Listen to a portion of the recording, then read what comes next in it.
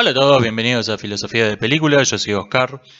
La aparente o real inutilidad de la filosofía ha sido un tema de debate desde que existe el pensamiento filosófico racional. En nuestros días ya no se habla tanto de la inutilidad de la filosofía como de la obsolescencia de la filosofía. O sea, no se discute que la filosofía haya sido útil en algún momento, sino que se discute que lo siga siendo. Y se postula que ha sido reemplazada ventajosamente por el pensamiento científico. En este video voy a pasar por alto los rebuznos de los asnos, aunque algunos tengan prestigio intelectual y miles de likes.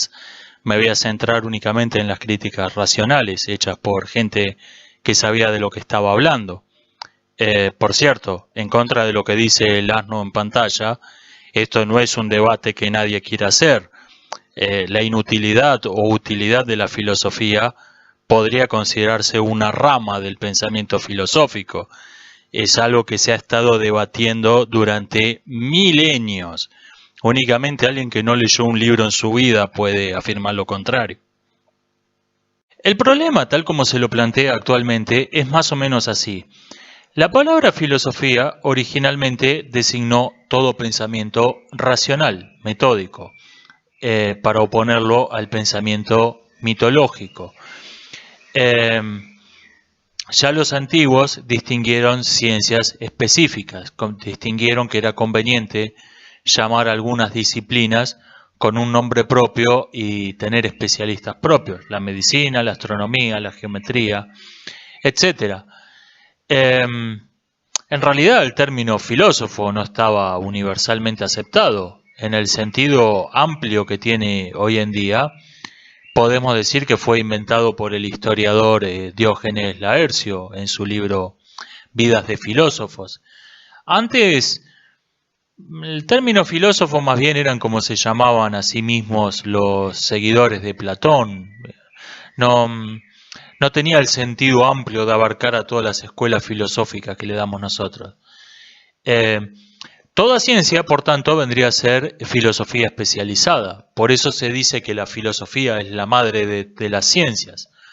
Yo añadiría que hoy en día es una madre que ya la han hecho abuela y hasta bisabuela, porque de la clasificación original de las ciencias que debemos sobre todo a Aristóteles, se han ido desprendiendo nuevas ciencias que eran imposibles hasta que las ciencias originales no tuvieran un considerable grado de desarrollo.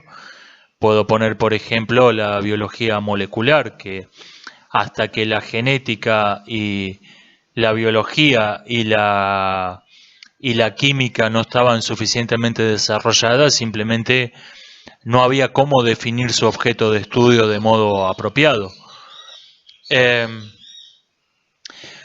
Cada ciencia podemos decir que se independiza de la filosofía en los mismos tres pasos. Primero, un filósofo agrupa un objeto de estudio y dice, esto debería ser un estudio específico, esto debería ser un estudio especializado, y le pone nombre. Segundo, otro filósofo, o ese mismo, define los métodos apropiados, la valijita de herramientas, diríamos en este canal, adecuadas para ese nuevo objeto de estudio, para esa ciencia específica. Crea un kit de herramientas que no es universal, no es genérico, sino que está destinado a los investigadores de esa rama en particular. Tercero, después de algunos años en que ya se ha estado investigando en la ciencia y esta ha alcanzado un cierto grado de desarrollo, la nueva ciencia, los mismos científicos empiezan a cuestionar sus fundamentos filosóficos, empiezan a inventar nuevas herramientas, es decir, a utilizar nuevos métodos que no habían sido previstos por los filósofos que crearon la ciencia, del mismo modo en que cualquier operario altamente calificado suele inventar herramientas caseras que no son de producción industrial para alguna función específica de su trabajo.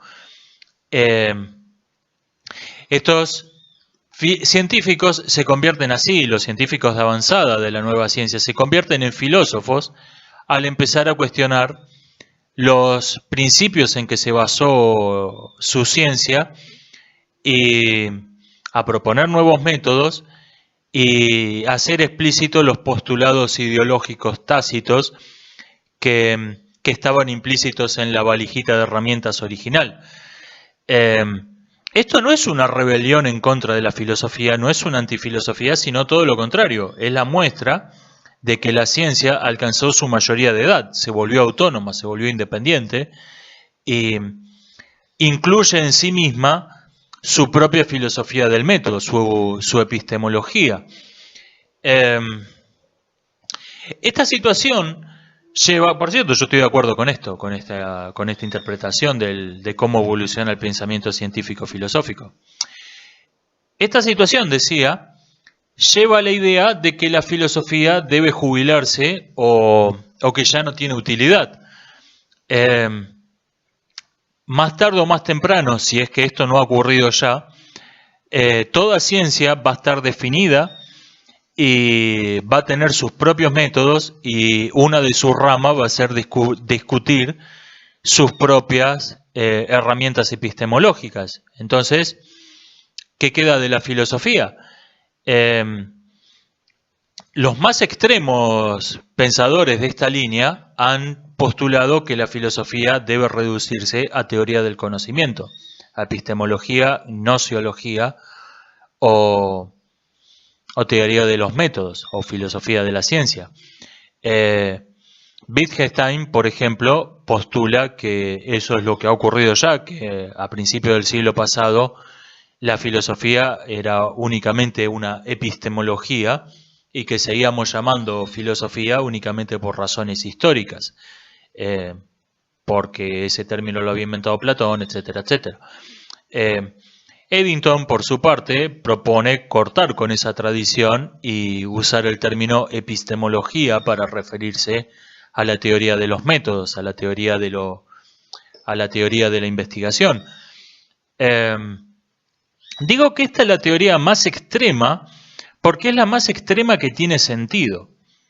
Nadie que conozca realmente cómo funciona el método científico puede postular que este paso también debe ser eliminado. ¿Por qué? Porque las críticas epistemológicas surgen de la propia actividad científica, de la propia actividad de los investigadores.